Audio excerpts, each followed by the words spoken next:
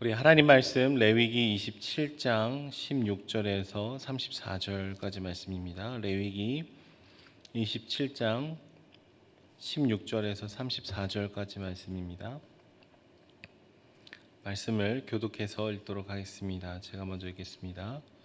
만일 어떤 사람이 자기 기업된 밭 얼마를 성별하여 여호와께 드리려 하면 마지기 수대로 내가 값을 정하되 보리 한 호멜지기에는 은 50세겔로 계산할지며 희년으로부터 성별하여 드렸으면 그 값을 내가 정한 대로 할 것이요 만일 그 밭을 희년 후에 성별하여 드렸으면 제사장이 다음 희년까지 남은 연수를 따라 그 값을 계산하고 정한 값에서 그 값에 상당하게 감할 것이며 만일 밭을 성별하여 드린 자가 그것을 물으려면 내가 값을 정한 돈에 그 5분의 1을 더할지니 그리하면 그것이 자기 소유가 될 것이요 만일 그가 밭을 무르지 아니하려거나 타인에게 팔았으면 다시는 무르지 못하고 희년이 되어서 그 밭이 돌아오게 될 때에는 여호와께 바친 성물이 되어 영영이 드린 땅과 같이 제사장의 기업이 될 것이며 만일 사람에게 샀고 자기 기업이 아닌 밭을 여호와께 성별하여 드렸으면 너는 값을 정하고 제사장은 그를 위하여 희년까지 계산하고 그는 내가 갚을 정할 돈을 그날에 여호와께 드려 성물로 삼을지며 그가 판 밭은 희년에 그 판 사람 곧 그 땅의 원주인에게로 되돌아갈지니라. 또 내가 정한 모든 값은 성소의 세겔로 하되 20게라를 한 세겔로 할지니라. 오직 가축 중에 처음 난 것은 여호와께 드릴 것이라. 소나 양은 여호와의 것이니 누구든지 그것으로는 성별하여 드리지 못할 것이며 만일 부정한 짐승이면 내가 정한 값에 그 5분의 1을 더하여 물을 것이요 만일 무르지 아니하려면 내가 정한 값대로 팔지니라. 어떤 사람이 자기 소유 중에서 오직 여호와께 온전히 바친 모든 것은 사람이든지 가축이든지 기업의 밭이든지 팔지도 못하고 무르지도 못하나니 바친 것은 다 여호와께 지극히 거룩함이며 온전히 바쳐진 그 사람은 다시 무르지 못하나니 반드시 죽일지니라. 그리고 그 땅의 10분의 1 곧 그 땅의 곡식이나 나무의 열매는 그 10분의 1은 여호와의 것이니 여호와의 성물이라. 또 만일 어떤 사람이 그의 11조를 물으려면 그것에 5분의 1을 더할 것이요 모든 소나 양의 11조는 목자의 지팡이 아래로 통과하는 것의 10번째 것마다 여호와의 성물이 되리라. 그 우열을 가리거나 바꾸거나 하지 말라. 바꾸면 둘 다 거룩하리니 무르지 못하리라. 이것은 여호와께서 시내 산에서 이스라엘 자손을 위하여 모세에게 명령하신 계명이니라. 아멘. 제가 종종 부서 사역을 할 때 아이들이 좋아해서 서로 사귄다는 얘기를 들을 때가 있었습니다. 그러면 제가 너네 둘이 사귀어서 300일 정도 되면은 목사님이 스테이크를 사주겠다. 이런 얘기를 늘 해왔습니다. 그런데 한 명도 스테이크를 저에게 얻어먹은 아이가 한 명도 없습니다. 왜냐하면 대부분 아이들이 300일 전에 헤어지기 때문이죠. 어떤 애들은 목사님 우리 결혼할 거예요 뭐 이런 얘기를 하는 아이들이 있는데 제가 대부분의 청소년 아이들을 마주한 결과 콧방귀도 끼지 않습니다. 왜냐면 없으면 죽을 것처럼 붙어 다니면서 미래를 약속해 보지만 금세 그 약속은 번복이 되는 것을 제가 수도 없이 봤기 때문에 그렇습니다. 그래서 아이들은 사귀다가도 어느샌가 헤어져 있는 일들이 굉장히 수두룩하기 때문이죠. 그러니까 마음을 주기로 약속하지만 그 마음이 번복이 됩니다. 사랑의 고백을 하지만 그 사랑의 고백이 또 번복이 되는 것이죠. 우리의 말을 지키기가 어렵고 그것을 이행하기가 생각보다 어렵다라는 말입니다. 제가 중2 때 한 명의 친구가 굉장히 흥분해서 교실에 쉬는 시간에 찾아왔어요. 쉬는 시간에 어떤 여자아이한테 내가 고백을 했는데 자신의 고백을 받아줬고 우리 이제 사귀기로 했다라는 거예요. 근데 그 다음 쉬는 시간에 또 다시 찾아왔습니다. 굉장히 시무룩해졌어요. 그러니까 알고 보니까 그 여자친구가 1교시 만에 다시 헤어지자고 이렇게 얘기를 했던 것이죠. 그러니까 45분 만에 말이 번복이 되는 일이 있었습니다. 그러니까 제 평생 살면서 가장 빠른 이별을 이렇게 보게 됐는데요. 여러분 이런 지나치게 빠른 말의 번복은 한 사람의 인격을 굉장히 비참하게 만들 때도 있는 것이죠. 마음을 줬다가 뺏기도 하고 약속을 했다가 헝클어뜨리기도 하는 모습들이 그러나 우리 삶에 종종 일어나기도 합니다. 그리고 하나님께도 우리의 사랑의 고백을 드리겠다고 얘기하지만 또 그 말을 철회하는 우리의 삶의 모습으로 나아갈 때도 굉장히 많이 있는 것이죠. 여러분, 오늘 본문은 레위기의 가장 마지막에 해당하는 본문입니다. 레위기의 엔딩이라고 볼 수 있겠습니다. 그런데 오늘 말씀에 이 레위기 27장의 말씀을 보시면은요, 하나님 앞에 서원을 하는 것과 그 서원했던 것을 취소하고 무르는 것에 대한 얘기들이 기록이 되어 있습니다.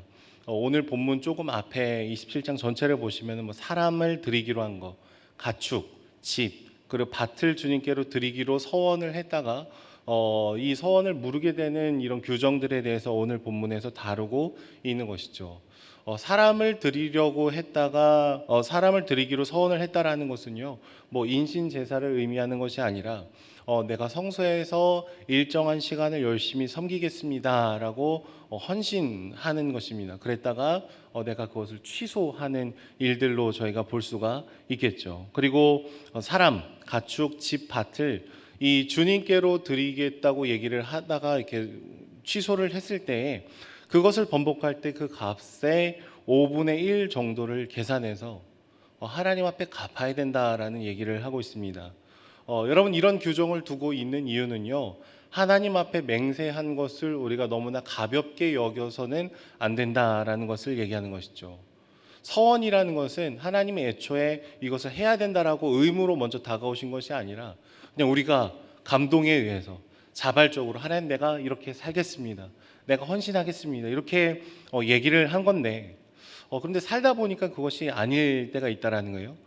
그렇지만 우리의 그 삶이 바뀐다고 하더라도 손바닥 뒤집듯이 너무나 쉽게 뒤집어서는 안 된다라는 얘기들, 그 균형들을 갖추고 있는 것입니다. 여러분, 물론 하나님은요, 네가 나한테 얘기했으면 무조건 지켜라, 내가 하나님인데 말을 바꾸면 안 된다, 막 이렇게 얘기하시는 게 아니라 우리의 연약함과 우리의 가변성과 우리의 부족함을 주님께서 어느 정도 감안해 주신다라는 것이죠. 서원을 했지만 그것을 물을 수 있는 길을 열어주고 계십니다. 이것은 또 다른 은혜의 한 방편일 수 있다라는 것이죠. 그러나 분명히 하나님 앞에 우리의 약속을 취소할 때에도 하나님을 향한 경외하는 마음, 하나님을 존경하는 마음, 그리고 우리가 하나님 앞에 약속했던 그 마음을 소중하게 지키는 마음을 지켜야 된다라는 의미에서 이 27장의 말씀들이 진행이 되고 있는 것입니다. 특별히 밀그롬이라는 신학자는 오늘 이 본문을 세 가지로 크게 구분을 짓고 있어요. 첫 번째는 가장 거룩하고 온전하게 하나님 앞에 드리기로 결단한 것들은 절대로 물을 수 없다라고 얘기를 해요. 두 번째는 제물로 드릴 수 있는 짐승은 하나님께 물을 수 없다라고 얘기합니다. 가장 먼저 태어난 가축, 뭐 거룩하게 구별해서 온전하게 드리기로 했던 뭐 헤렘, 그리고 소나 양의 11조는 물을 수 없다라는 내용들이 오늘 본문에 이렇게 기록이 되어 있습니다. 온전하게 드리기로 선택을 했다거나 제물로 드리기로 했던 그 짐승들은 취소할 수 없다라는 것이죠.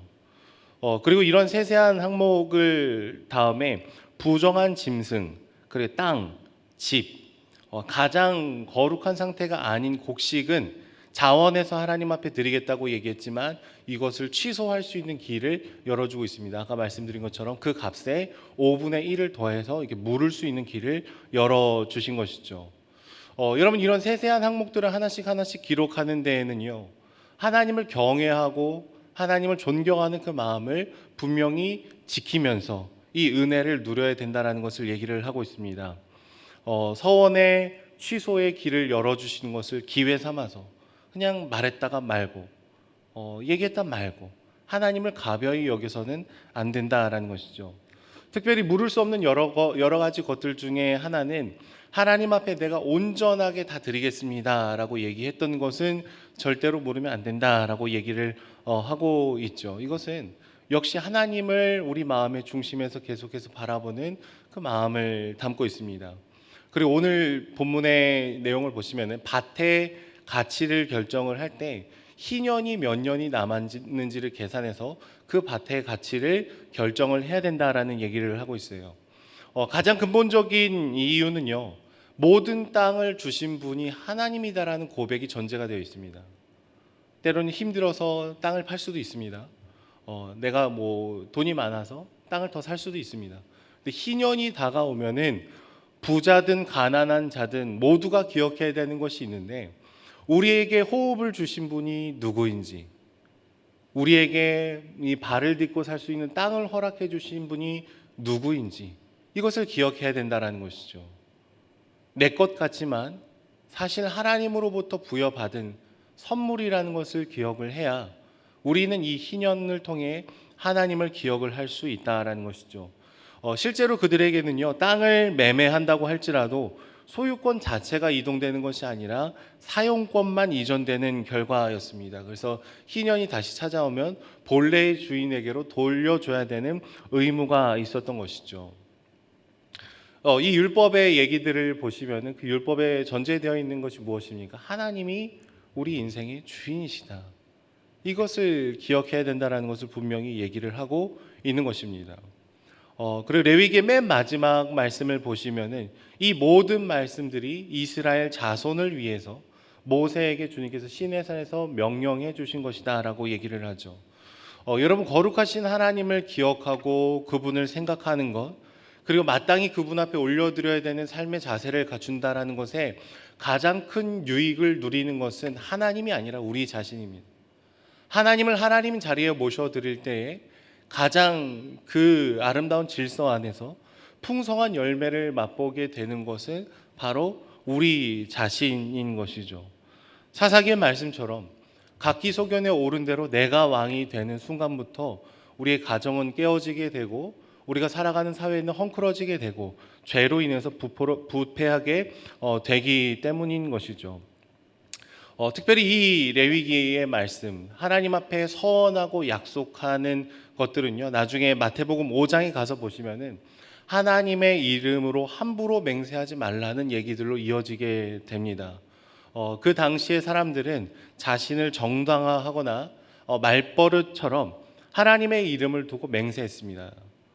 근데 이런 경솔한 맹세는 자신의 성급함과 연약함을 드러낼 뿐만 아니라 가장 근본적인 문제, 하나님의 이름을 굉장히 가볍게 여기는 태도로 이어지게 되는 것이죠. 그래서 예수님이 그렇게 맹세하지 말 것을 분명히 얘기를 하고 있습니다. 저 안에 사랑하는 여러분, 우리는 이 레위기의 세세한 규정들이 오늘 우리 삶에 적용하기는 좀 어렵습니다. 왜냐하면 우리는 온전한 하나님 앞에 제사를 드리고 또 예수 그리스도의 은혜로 담대히 나아갈 수 있기 때문이죠. 그런데 우리의 마음의 중심에 두 가지는 기억을 해야 될 것 같아요. 첫 번째는 모든 것의 주인이 하나님이시다라는 거예요.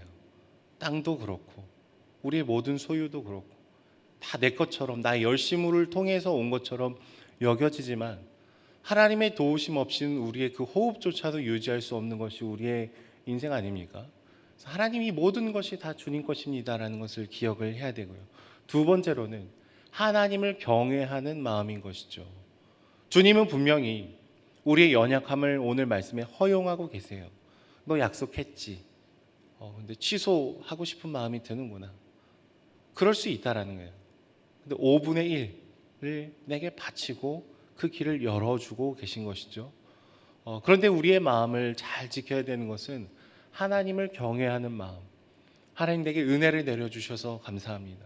나의 연약함을 있는 그대로 받아주셔서 감사합니다. 그러나 우리 마음에 하나님을 가벼이 여기거나 우리가 너무나 우리의 태도를 쉽게 바꾸는 삶이 아니라 정말 주님 앞에 신중하고 주님을 경외하는 마음을 품으며 그 한 걸음 한 걸음을 걸어가게 해달라고 함께 기도하고 고백하는 저와 여러분들이 되시기를 소망합니다.